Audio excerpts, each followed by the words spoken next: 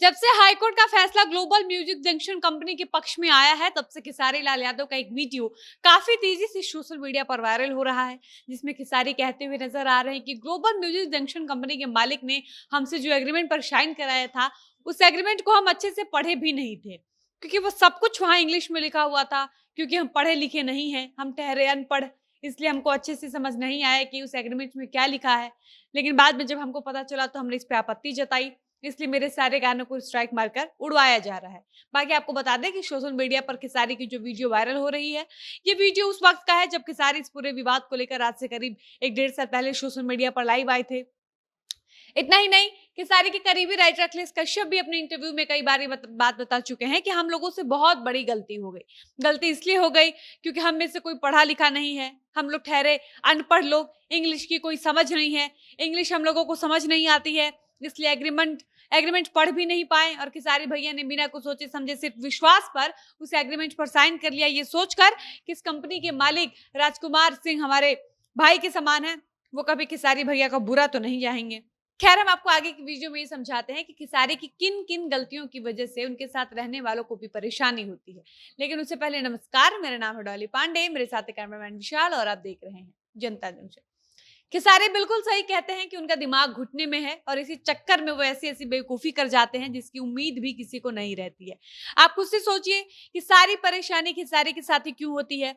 पवन 32 साल से इंडस्ट्री में काम कर रहे हैं और लगातार अलग अलग बड़ी बड़ी कंपनियों के साथ उनका गाना आता है, लेकिन आपने कभी नहीं सुना होगा कि पवन सिंह किसी कंपनी से किसी विवाद चल रहा है, कोई विवाद चल रहा है, या फिर पवन किसी कंपनी के साथ गद्दारी कर दिए हैं। लेकिन खेसारी हमेशा ऐसे विवाद में घिरे रहते हैं। इसके पीछे का सबसे बड़ा कारण यह है कि खेसारी कभी अपने दिमाग से काम नहीं लेते हैं।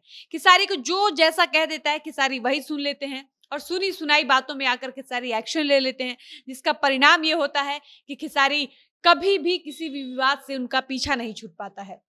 और सबसे बड़ी बात यह है कि खेसारी खुद अपनी गलतियों की वजह से परेशान होते ही हैं और अपने साथ वालों को भी उतना ही परेशान करते हैं। अब आप सोचिए कि जब से खेसारी और ग्लोबल म्यूजिक जंक्शन वाला विवाद चल रहा है, तब से खेसारी के बाद अगर इस पूरे विवाद में सबसे ज्यादा कोई परेशान हुआ है तो वो है खेसारी के करीबी राइटर अन्नपूर्णा फिल्म्स के मालिक अखिलेश कश्यप। क्योंकि विवाद के दौरान सिर्फ खेसारी म्यूजिक वर्ल्ड कंपनी के ही नहीं, बल्कि अन्नपूर्णा फिल्म की कंपनी से भी जितने बड़े बड़े गाने आए थे वो सारे गाने स्ट्राइक मारकर डिलीट करवाए गए थे। और ये सब सिर्फ खेसारी की वजह से हो रहा था, क्योंकि खेसारी ने अपना वादा पूरा नहीं किया था।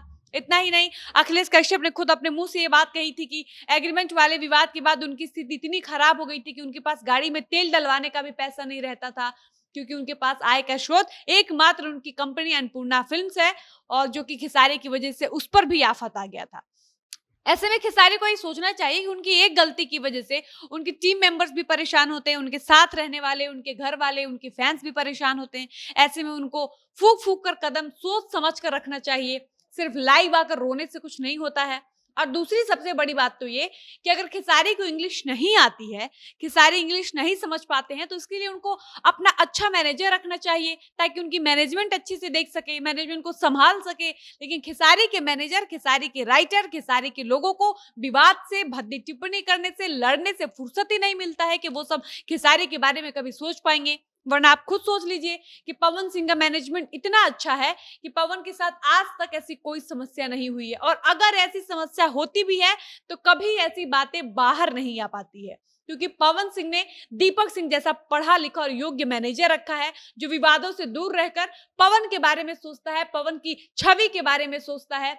इससे पहले अमित सिंह के मैनेजमेंट में भी पवन सिंह की चीजें काफी व्यवस्थित ढंग से चलती थी। उनका कोई भी ऐसा कोई विवाद सामने नहीं आता था, पवन की विवाद के बारे में किसी को पता भी नहीं चलता था। अगर पवन की निजी जिंदगी की बात छोड़ दी जाए तो पवन अपने व्यवसायिक विवादों के बीच कभी नहीं फंसते हैं। बाकी हम ये नहीं कह रहे कि खेसारी का मैनेजमेंट अच्छा नहीं है या खेसारी के मैनेजर पढ़े लिखे नहीं है, लेकिन मेरा कहना है कि अगर खेसारी के लोग विवाद और फालतू चीजों से ज्यादा खेसारी के बारे में सोचेंगे, खेसारी के इमेज के बारे में सोचेंगे, तो खेसारी अपनी समस्या को अपनी सूझबूझ से अगर डील करेंगे तो उनके साथ ऐसी समस्याएं कम होंगी। बाकी आपको क्या लगता है, अपनी राय कमेंट बॉक्स में जरूर बताइएगा। फिलहाल वीडियो को समाप्त करते हैं, मिलते हैं नए वीडियो में। धन्यवाद।